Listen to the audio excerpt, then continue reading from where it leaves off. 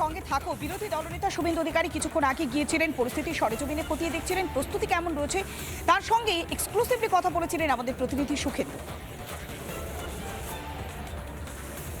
এই বিঘিয়াটের সভামঞ্চ আপনি ঘুরে দেখলেন এবং বিপুল মানুষের সমাগম এবং প্রধানমন্ত্রী উপেনজি সুনীলজিরা আছেন, আমরা সবাই মিলে কথা বলেছি, দেখছি যা যা করার করছি।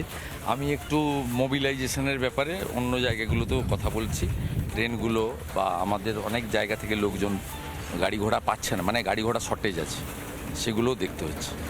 প্রধানমন্ত্রী আগামীকাল একেবারে বলা যেতে পারে যে উপহারের ডালি সাজিয়ে নিয়ে আসছেন বাংলাদেশ। বরাবরই এর আগে 6টা মিটিংয়েও আলিপুরদুয়ার, কোচবিহারে ডোমেস্টিক বাড়ি বাড়ি গ্যাসের সাপ্লাই থেকে শুরু করে দমদমের সময় থেকে মেট্রো, কলকাতা মেট্রোর উদ্বোধন থেকে শুরু করে মালদার সভা থেকে 12টা ট্রেনের উদ্বোধন, বন্দে ভারত স্লিপার সহ। কবে করেননি বলুন? কোন মিটিংটায় শুধু রাজনৈতিক সভা হয়েছে? এমসিসি চালু হলে তো করা যাবে না। তার আগে তিনি যতবার এসেছেন ততবারই প্রথমে ডেভেলপমেন্ট প্রায়োরিটি পেয়েছে, প্রথমে বাংলার শ্রীবৃদ্ধি প্রায়োরিটি পেয়েছে। কত মানুষের ভিড় সমাগম হবে আগামীকাল মনে হচ্ছে? দেখুন, ভারতীয় জনতা পার্টি সাংগঠনিকভাবে প্রচার, মানে ট্রান্সপোর্টেশন মিলে আমরা 5 লক্ষ মতো আমাদের কাছে হিসাব আছে এবং অলরেডি ট্রেনে উঠতে শুরু করেছে।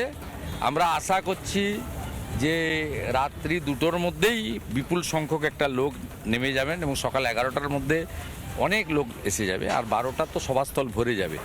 আমার বিশ্বাস কলকাতা এবং পার্শ্ববর্তী এলাকায় এবং গোটা রাজ্যে নিজের খরচে, নিজের উদ্যোগে আরও মানে লক্ষাধিক মানুষকে আমরা আশা করছি যারা পশ্চিমবঙ্গকে বাঁচানোর জন্য কাল আসবেন। কাল তো জাস্ট সবাই মিলে মোদিজির সামনে হাত ঐক্যবদ্ধ করে বলবো আমরা যে আমরা আসল পরিবর্তন চাই। এটা তো আমরা বিজেপির যারা ওয়ার্কার, জনপ্রতিনিধি, ফাংশনারিজ তো বলবই, পাবলিকও বলবে। এবং নিজের মতো করে মোটরসাইকেলে, সাইকেলে, অটোতে, টোটোতে, মেট্রোতে আপনি অসংখ্য মানুষ পাবেন। আজ থেকেই আত্মীয়দের বাড়িতে, একদম বারাসাত মধ্যমগ্রাম থেকে আপ টু জোকা, হরিদেবপুর পর্যন্ত, হাওড়া, সব জায়গায়, শিবপুর, হাওড়া, আত্মীয়দের বাড়িতে প্রচুর লোক আসতে শুরু করেছেন।